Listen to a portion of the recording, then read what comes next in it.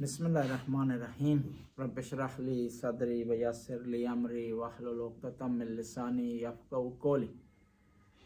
امام زین العابدین کی دعائے مکارم الاخلاق ہے اور اس کے جملے ہم پڑھتے آئے ہیں اور اس کی تفسیر کرتے آئے ہیں، تو آج جو ہے وہ اس جملے پر پہنچے ہیں، اللہم صلی علی محمد وآلہ وحلنی بحلیت الصالحین۔ خدایا مجھے صالح اور نیک لوگوں کی سیرت عطا فرما۔ دیکھیں نا، ہر چیز میں ایک رول ماڈل کا ہونا ضروری ہے۔ ایک آدمی نے مجھ سے سوال کیا کہ آپ لوگ شیعہ ہمیشہ اہل بیت کا نام لیتے ہیں، یعنی قرآن کا دن ہے تو اہل بیت کا نام لیتے ہیں، جو ہے وہ نماز کی بات ہے پھر بھی اہل بیت کی، یعنی جو بھی تقریر آپ کرتے ہیں آخر میں آپ اہل بیت پہ لے آتے ہیں۔ اور اہل بیت کو کیوں اتنا چاہتے ہیں؟ دین اہل بیت نہیں ہے، خدا کے قانون ہے، شریعت ہے، نماز ہے، روزہ، یہ چیزیں۔ اہل بیت کی محبت کیوں ضروری؟ اس کو میں نے جواب دیا، ایک تو قرآن نے کہا کہ محبت کریں اہل بیت سے، بس اہل بیت کی محبت شریعت کا حصہ ہے۔ دوسرا یہ ہے کہ جب آپ نے شریعت پر عمل کرنا ہے، قوانین پر عمل کرنا ہے، اسلامک رول اور ریگل پر عمل کرنا ہے، تو اس کے لیے ایک رول ماڈل کا ہونا ضروری ہے۔ قرآن کی پہلی سورت میں رول ماڈل کا تذکرہ آیا، صراط الذین انعمت علیہم۔ خدایا تم ہمیں ان لوگوں کا راستہ دکھا جن پر تو نے انعام کیا، جن پر تو نے برکت نازل کی، جن کو تو نے مقام دیے، جن کو تو نے منزلت عطا کی۔ بس رول ماڈل اپنائیں گے تو زندگی میں آگے بڑھیں گے، بلکہ اسلامی شریعت کا آغاز رول ماڈل سے ہو، کیونکہ یہ جو احکام نازل ہوئے نا اسلام کے، یہ پہلے نہیں تھے۔ اگر تھے بھی تو مکے اور مدینے کا عرب بھول چکا تھا۔ نماز ہے، روزہ ہے، حج ہے، زکوٰۃ ہے، خمس ہے، جہاد ہے، امر بالمعروف ہے، نہی عن المنکر ہے، یہ عرب کے معاشرے میں نہیں تھا۔ اور یہ جو لفظ اس کے لیے استعمال کیے جاتے ہیں، عرب کے معاشرے میں یہ لفظ پہلے اور کاموں کے لیے استعمال ہوتے تھے۔ صلاۃ کا لفظ عرب معاشرے میں پہلے دعا کے لیے استعمال ہوتا تھا، یعنی یہ قیام کرنا، رکوع کرنا، سجدے، اس کے لیے استعمال نہیں ہوتا۔ اب جب حکم ہوا اقیم الصلاۃ، تو پیغمبر نے کہا کہ خدا کا حکم آیا ہے کہ نماز قائم کرو، تو صحابہ نے فوراً سوال کیا کہ ہمیں بتاؤ نماز ہے کیا اور کس طرح پڑھنی ہے؟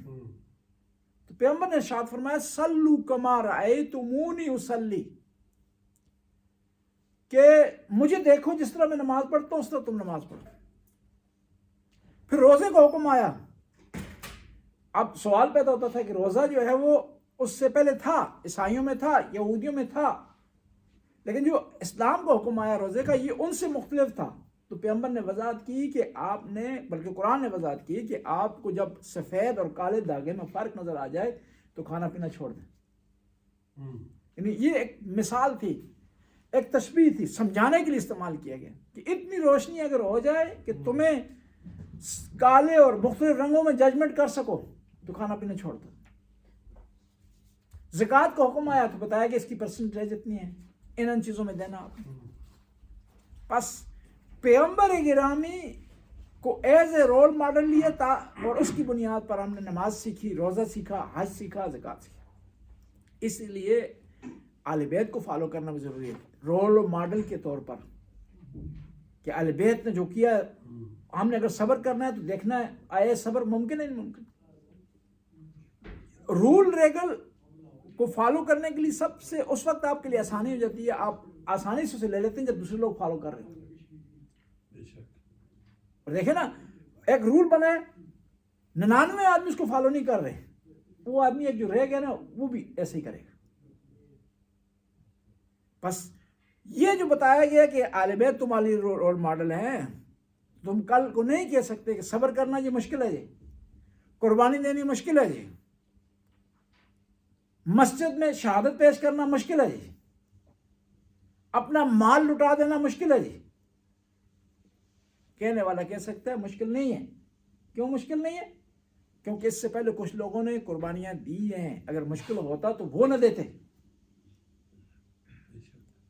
اس لیے خدا نے کچھ کام کے لیے رول ماڈل بنائے، اور جوانوں کے لیے جو رول ماڈل ہے انبیاء کے درمیان وہ حضرت یوسف ہے۔ حضرت یوسف ہے، گناہ کی طرف بلایا گیا، انہیں دعوت دی گئی، لیکن حضرت یوسف نے ڈینائی کر دیا، انکار کر دیا۔ لولا برہان ربی، کہ اگر خدا کی مدد شامل حال نہ ہوتی تو یوسف فرما رہے ہیں کہ مجھ جیسا آدمی بھی راستے سے اتر جاتا، پٹڑی سے اتر جاتا۔ پھر دیکھیں جب انہوں نے خدا کے راستے میں استقامت کی، گناہ سے بچے، تو پھر خدا نے ایسی مدد کی کہ بچے نے گواہی دے دیا، کہا کہ یوسف گواہی لاؤ کہ تو گناہگار نہیں ہے، زلیخا گناہگار ہے، تو کہا کہ یہ بچہ گواہی دے گا۔ سب نے ہنسنا شروع کر دیا۔ بچے کو لایا گیا تو بچے نے کہا کہ دیکھو کہ قمیض آگے سے پھٹی ہوئی ہے یا بیک سے پھٹی ہوئی، کیا بات ہے۔ تو وہاں پر معاملہ جو بچے کی گواہی سے حال ہوا، یعنی کہ پیچھے سے پھٹی ہوئی ہے، یوسف قصوروار نہیں، یہ بھاگ رہا تھا، اس کو پکڑا گیا، آگے سے پھٹی ہوئی ہے تو یوسف قصوروار ہے۔ یعنی یوسف نے خدا کے راستے میں استقامت دکھائی۔ میں آپ سے پوچھتا ہوں کہ حضرت یوسف جوان نہیں تھے، خوبصورت نہیں تھے، گناہ ان کے سامنے تھا، سارے اسباب گناہ کرنے کے فراہم تھے، لیکن پروردگار پر توکل کیا انہوں نے۔ آج جوانوں کے لیے رول ماڈل بن گئے کہ جوان نہیں کہہ سکتا کہ یہ ممکن نہیں ہے انسان جوان ہو، غیر شادی شدہ ہو، اور اس کے لیے گناہ تیار ہو، گناہوں سے اپنی طرف بلا رہا ہو، اور پھر وہ اپنے آپ کو گناہ سے بچا لے۔ بس رول ماڈل کا ہونا ضروری ہے۔ امام فرماتے ہیں کہ خدایا تو مجھے صالحین کی سیرت عطا فرما، نیک لوگوں انعامت علیہ، وہ جن پر تو نے انعام کیے، وہ البسنی زینت المتقین، اور مجھے متقی لوگوں کی زینت عطا فرما، نیک لوگوں متقی۔ متقی کون ہوتے ہیں؟ پرہیزگار۔ امیر المومنین کا خطبہ ہے، میں جب لاغا میں خطبہ ہمام اسے کہتے ہیں، یا اس کا نام ہے صفات المتقین، جس میں مولانا نے متقی لوگوں کی صفات بیان کی۔ ہم اہل الفضائل، متقی وہ ہوتے ہیں جن میں فضیلتیں ہی پائی جاتی ہیں۔ منطقہم ثواب، جب بولتے ہیں تو گل پھول جھڑتے ہیں ان کی زبان مبارک سے۔ کب پھول جھڑتے ہیں؟ کہ آپ کے کلام میں کسی کا مسخرہ نہ پایا جاتا ہو، آپ کے کلام میں کسی کی بدخواہی نہ پائی جاتی ہو، کسی کی غیبت نہ پائی جاتی ہو، کسی کا مسخرہ نہ پایا جاتا ہو۔ قرآن کہہ رہے ہیں لا یسخر قوم من قوم، تمہیں حق نہیں پہنچتا کہ ایک قوم دوسری قوم کا مسخرہ کرے۔ اور یہ پاکستان میں ہم بعض قوموں کا مسخرہ کرتے ہیں نا، یہ سازش تھی۔ جو قوم ڈٹ کر لڑی ہے نا انگریز کے خلاف، تو انہوں نے کیا کیا، اس قوم کا مسخرہ بنا دیا، مذاق اس کا بنا دیا، تاکہ لوگ انہیں لو سمجھیں۔ ورنہ قوم ہونا فضیلت اور معیار نہیں ہے، معیار آپ کا عمل ہے۔ مولانا امیر المومنین شاہ فرماتے ہیں من ابطا بہی عملہ لم یسر بہ نسبہ، جو آدمی عمل کی وجہ سے پیچھے رہ جائے گا، نسب و نسب اسے آگے نہیں لے جا سکتا۔ دیکھیں بہت سے ایسے افراد تھے، ان کا اہل بیت سے رشتہ نہیں تھا، حسب و نسب کا تعلق نہیں تھا، رشتہ داری نہیں تھی، لیکن عظیم مقام پا۔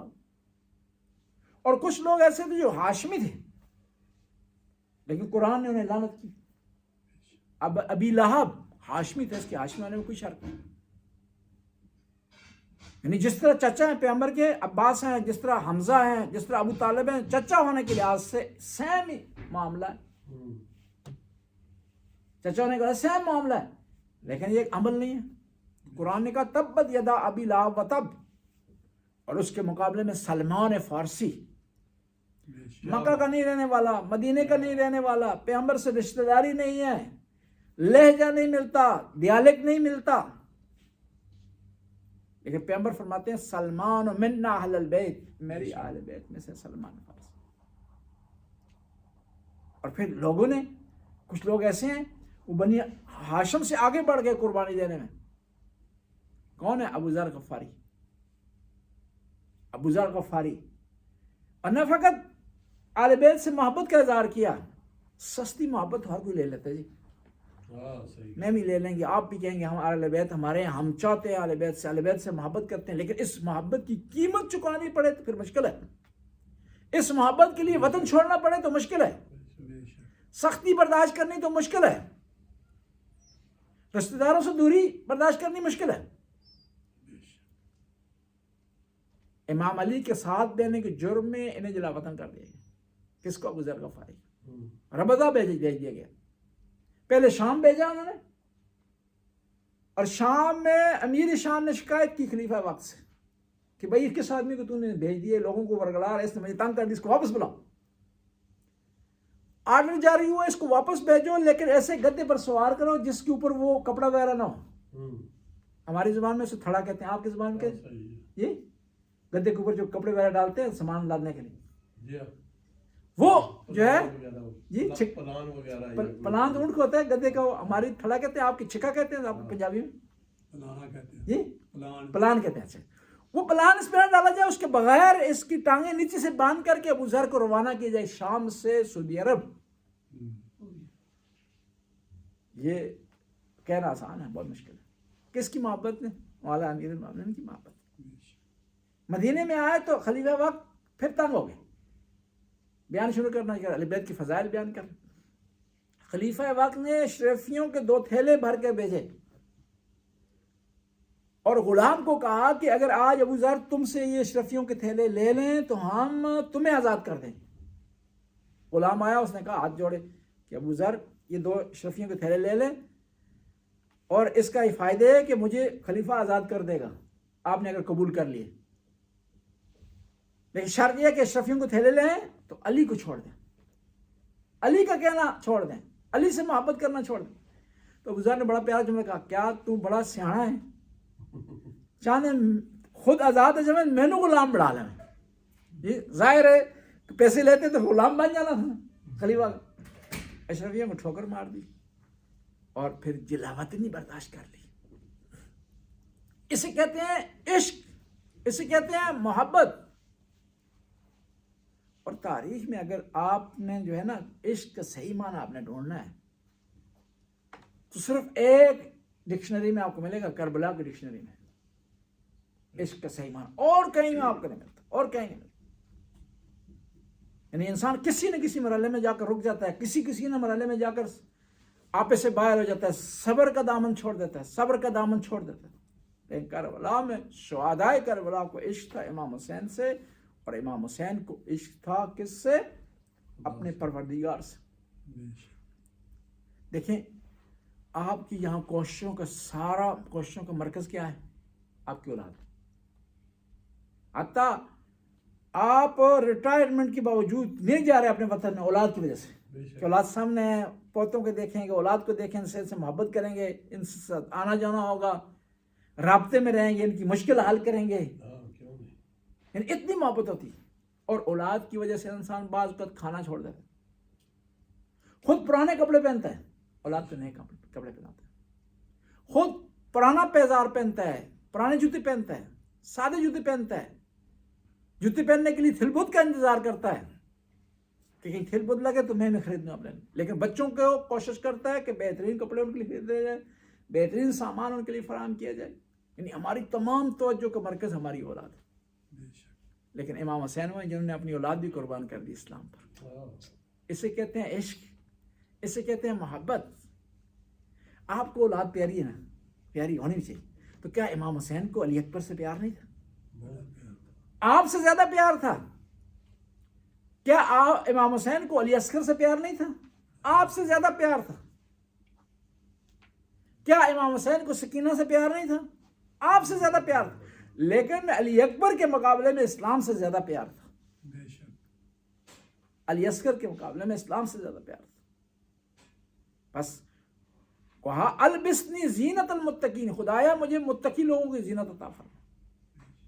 خطبہ حمام میں امیر المومنین نجف اللہ خان ارشاد فرماتے ہیں منطقہم صواب، مومن وہ ہوتے ہیں، متقی وہ لوگ ہیں جو صحیح بولتے ہیں،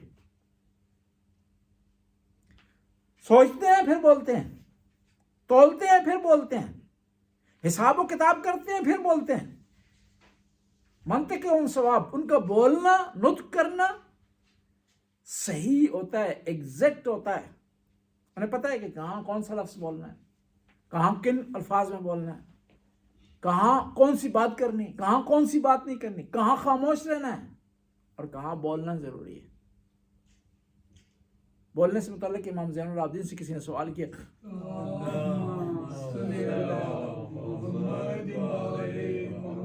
سوال کیا کہ مولا بتائیں کہ بولنا بہتر ہے کہ خاموش رہنا بہتر ہے. ہم جو فوراً کہہ دیتے ہیں نا کہ خاموش رہنا بہتر ہے. خاموش نہیں ہر جگہ بہتر. خاموش رہنا اگر بہتر ہو تو وہ لوگ جو کہ کربلا کے واقعے پر خاموش رہے ہیں, نواسہ رسول کا ساتھ نہیں لیا, انہوں نے اپنی زبان کو حرکت نہیں دی, زبان کو استعمال نہیں کیا یزید کے خلاف, نواسہ رسول کی حمایت میں نہیں بولے, وہ ان کا خاموش رہنا جرم تھا. یعنی ہر جگہ خاموش رہنا صحیح نہیں ہے.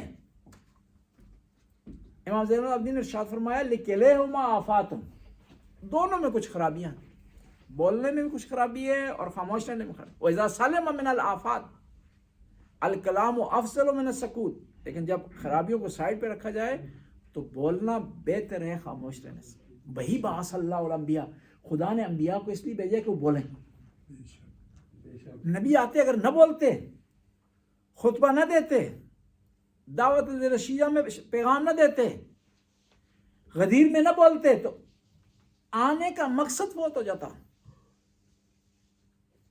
بچہ آپ کے سامنے غلط کام کر رہا ہے, آپ نہیں بولتے, سے منع نہیں کرتے, تو آپ کی خاموشی صحیح نہیں ہے. ہاں فالتو بولنا بھی صحیح نہیں, فضول بولنا بھی صحیح نہیں. آپ نے ایک سوال پوچھا ہے تو اس نے بجائے کہ 2 لائنوں میں جواب دے, آپ نے پوچھا کہ کل آپ مسجد امام بارگاہ نہیں آئے جی, نہیں آیا جی, کام پیش آ گیا. اب کہانی شروع کر دیں, نہیں آیا, کام پیش آ گیا تھا, میں یہاں سے بازار گیا, پھر گرون لین گیا, وہاں سے ٹیکسی پر بیٹھا, وہاں ٹیکسی سے اترا, ٹیکسی کا ٹائر پنچر ہوگا, دوست کو بلایا, یہ کیا, وہ بات تم سے ربط ہی نہیں ہے, تم کیوں بول رہے خامہ. اور لوگ بھی آج کل نا, آپ 2 منٹ زیادہ بولیں نا تو لوگوں کے جو ذہن ہے وہ کہیں اور چلا جاتا ہے, سنتا ہی نہیں. تو کیوں اپنی توانائی خواہ ضائع کرتے ہیں بول کے. اور پھر بولنے کے آداب ہیں,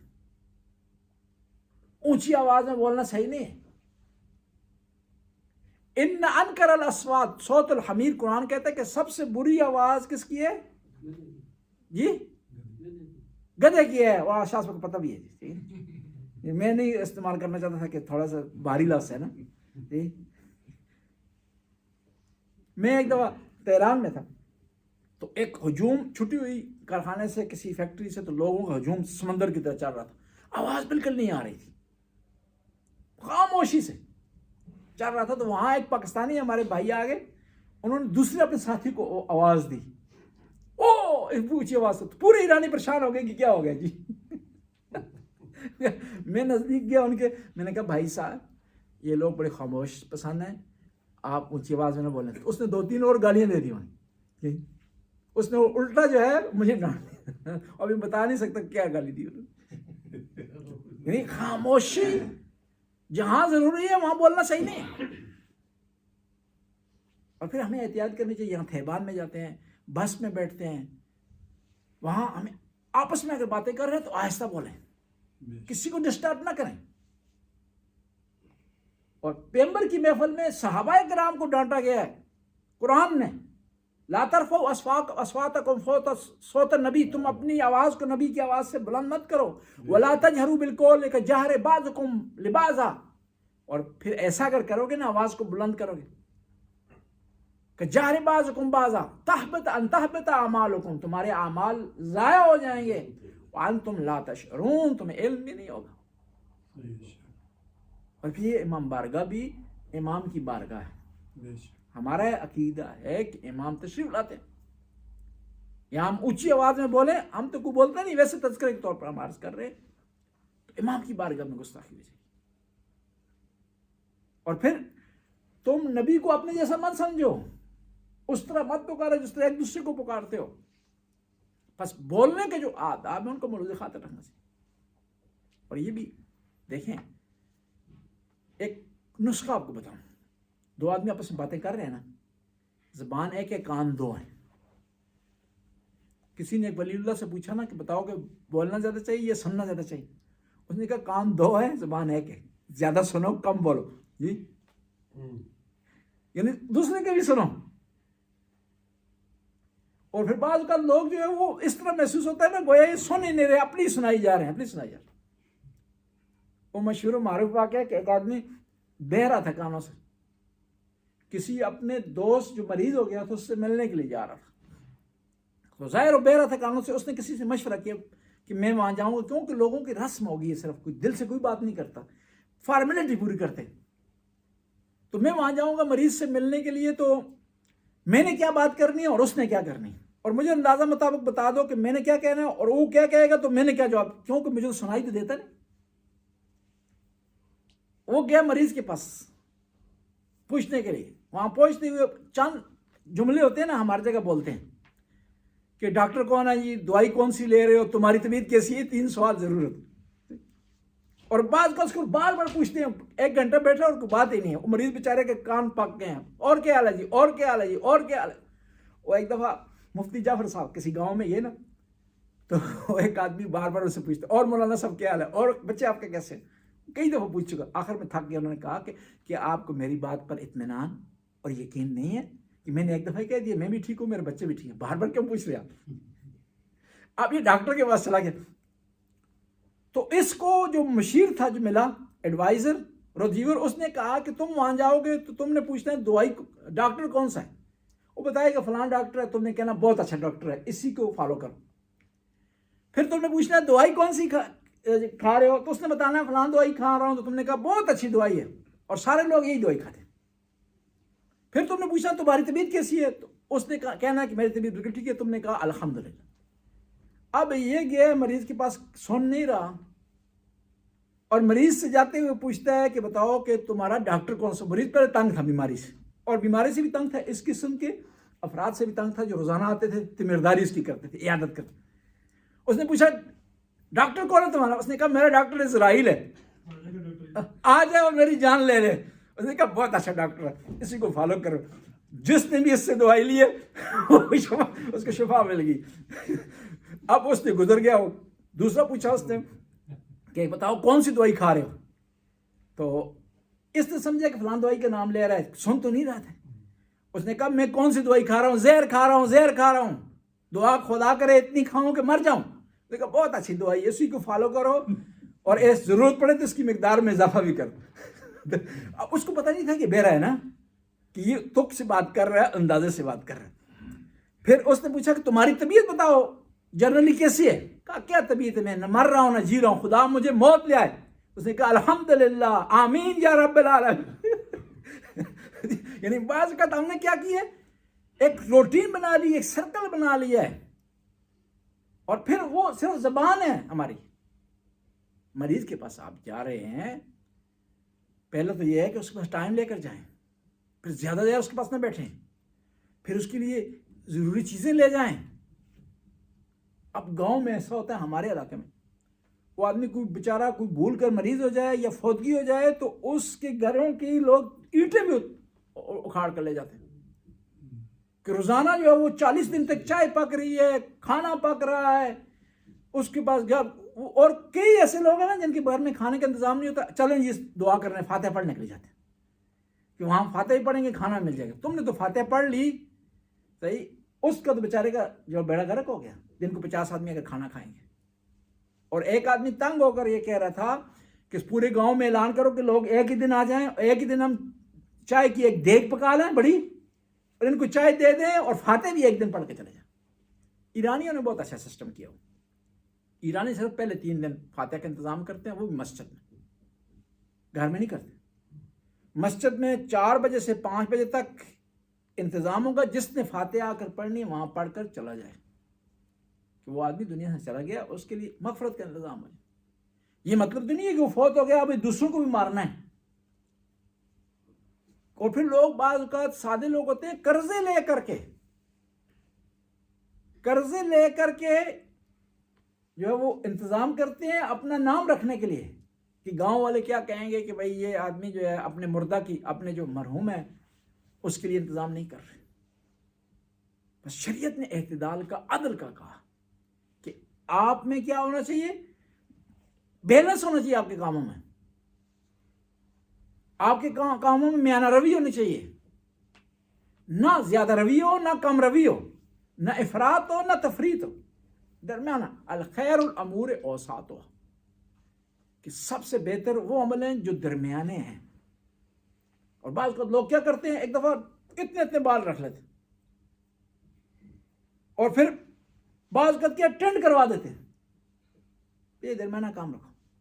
اور یہ خیال کریں تھے بڑے بال ہوں تو پھر وہ جس طرح وہ بیچارے اس کو سجروں میں بال پکڑے کسی نے، جی وہ معاملہ آ جاتا ہے. جی اللہم صلی علی محمد و آل محمد. یا علیم یا علیم یا غفور یا رحیم. خدا اس قلیل سی عبادت قبول منظور فرما، ہمارے گناہوں سے درگزر فرما، نیک کام کرنے کی توفیق عطا فرما، برائیوں سے بچنے کی توفیق عطا فرما، زمانے کے امام کے ظہور میں تعجیل فرما، ہمیں امام کے انصار میں سے قرار دے.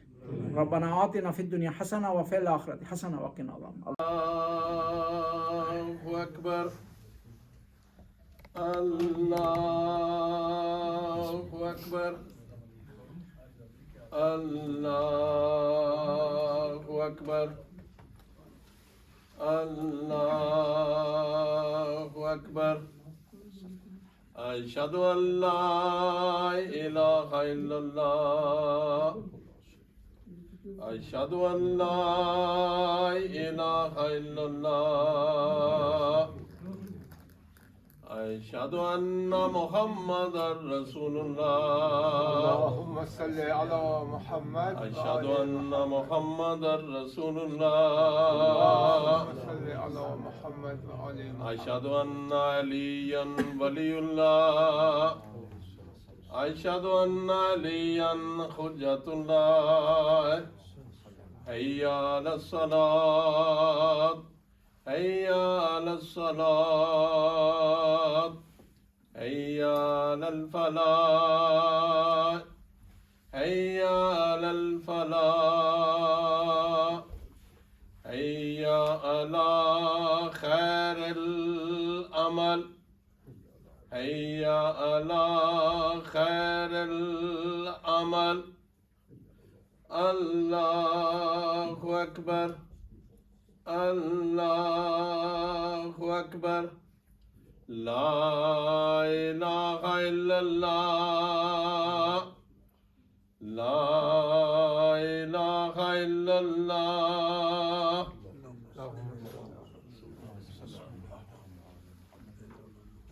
اللہ اکبر اللہ اکبر.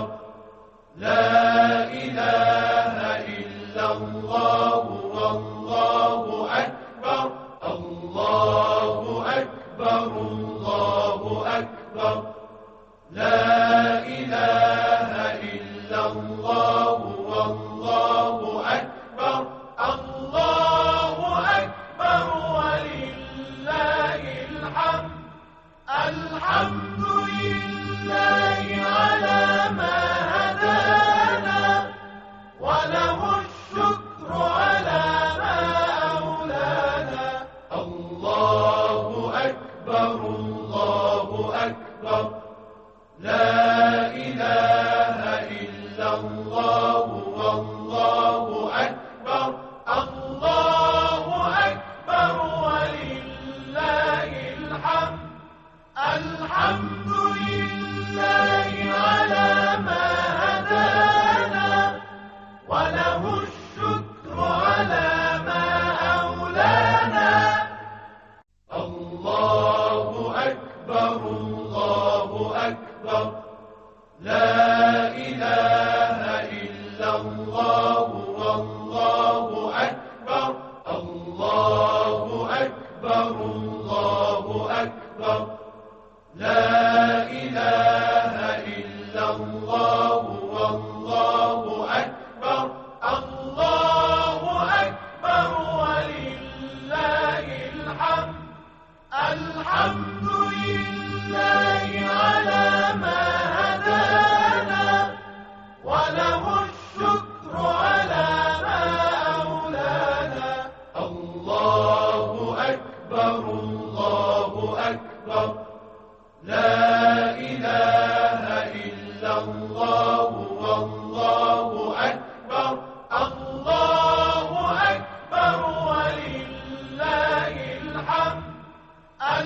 الحمد لله على ما هدانا وله الشكر على ما أولانا الله أكبر الله أكبر لا إله إلا الله والله أكبر الله أكبر الله أكبر لا إله إلا الله والله أكبر الله أكبر ولله الحمد الحمد لله على ما هدانا وله الشكر على ما أولانا الله أكبر الله أكبر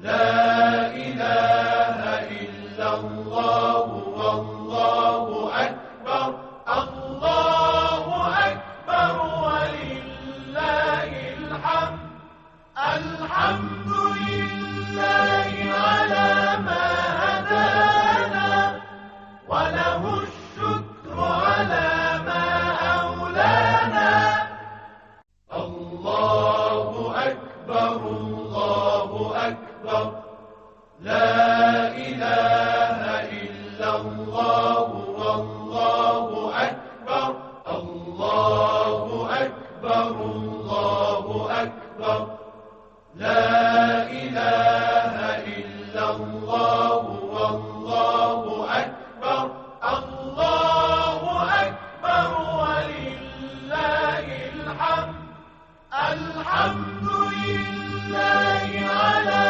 ما هدانا وله الشكر على ما أولانا الله أكبر الله أكبر لا إله إلا الله والله أكبر الله أكبر ولله الحمد الحمد لله على ما هدانا وله الشكر على ما أولانا الله أكبر الله أكبر لا إله إلا الله والله أكبر الله أكبر الله أكبر لا إله إلا الله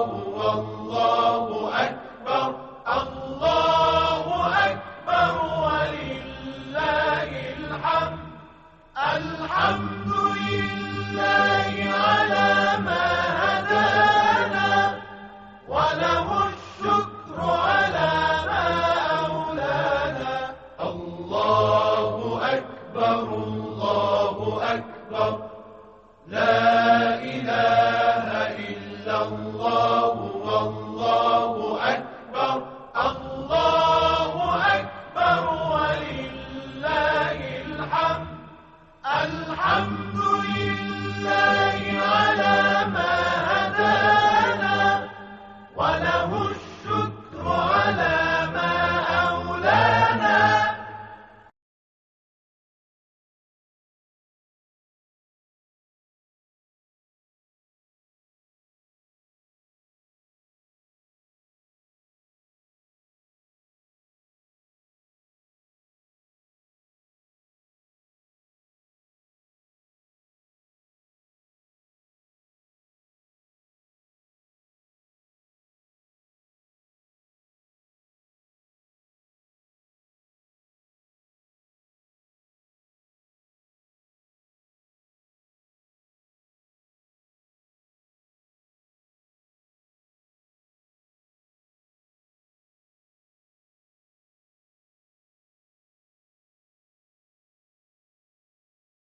الله أكبر الله أكبر لا إله إلا الله والله أكبر الله أكبر الله أكبر لا إله إلا الله والله أكبر الله أكبر ولله الحمد الحمد لله على ما هدانا وله الشكر على ما أولانا الله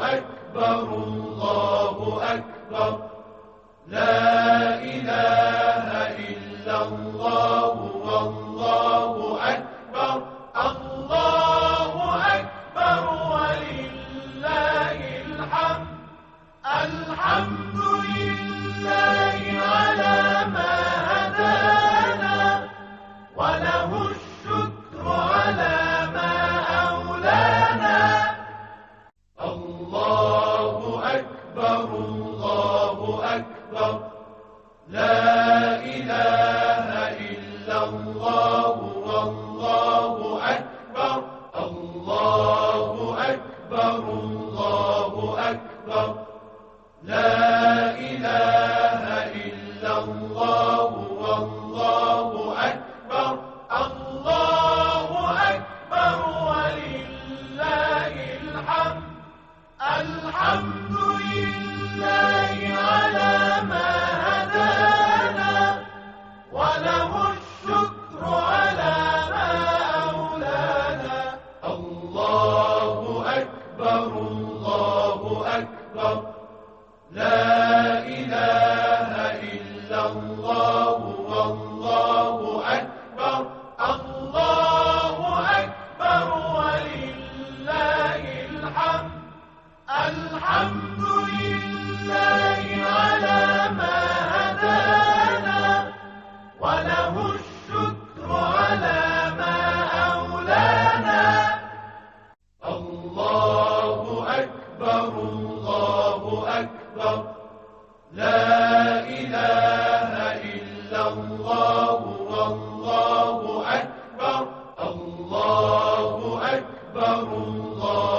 أكبر لا إله إلا الله والله أكبر الله أكبر ولله الحمد الحمد لله على ما هدانا وله الشكر على ما أولانا الله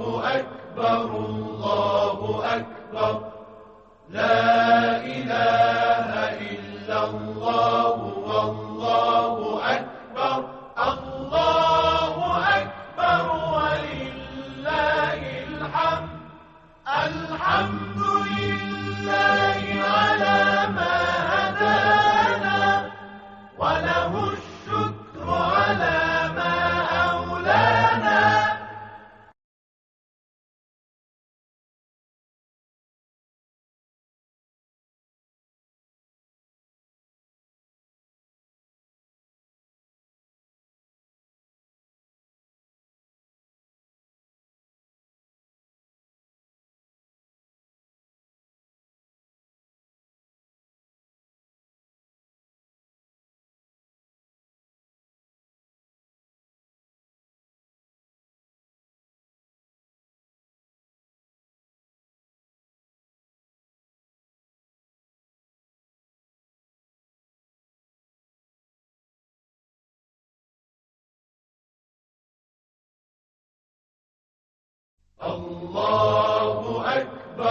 الله أكبر لا إله إلا الله والله أكبر الله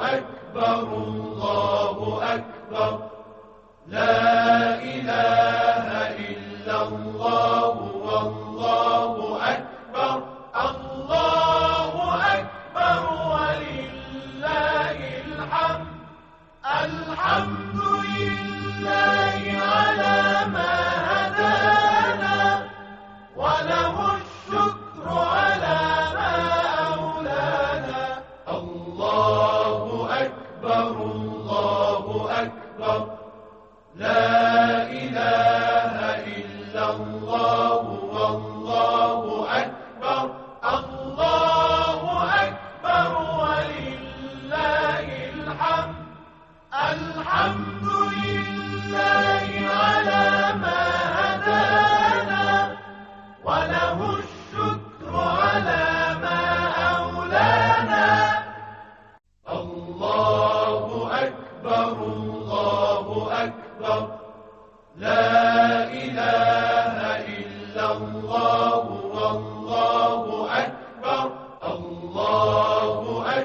أكبر الله أكبر لا إله إلا الله والله أكبر الله أكبر ولله الحمد الحمد لله على ما هدانا وله الشكر على ما أولانا الله أكبر الله أكبر لا إله إلا الله والله أكبر الله أكبر ولله الحمد الحمد لله على ما هدانا وله الشكر على ما أولانا الله أكبر الله أكبر لا إله إلا الله والله أكبر الله أكبر الله أكبر لا إله إلا الله والله أكبر الله أكبر ولله الحمد الحمد لله على ما هدانا وله الشكر على ما أولانا الله أكبر الله أكبر لا إله إلا الله والله أكبر الله أكبر ولله الحمد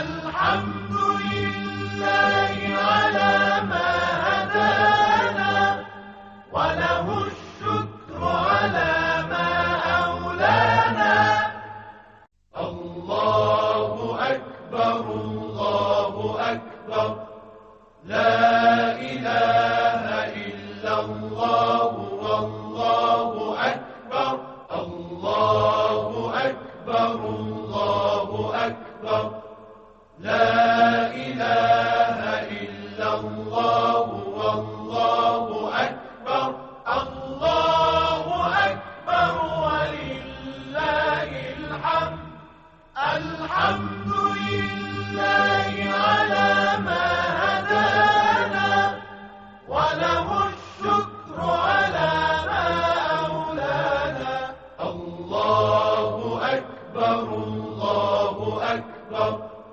لا إله إلا الله والله أكبر الله أكبر ولله الحمد الحمد لله على ما هدانا وله الشكر على ما أولانا الله أكبر الله أكبر لا إله إلا الله والله أكبر الله أكبر الله أكبر لا إله إلا الله والله أكبر الله أكبر ولله الحمد الحمد لله على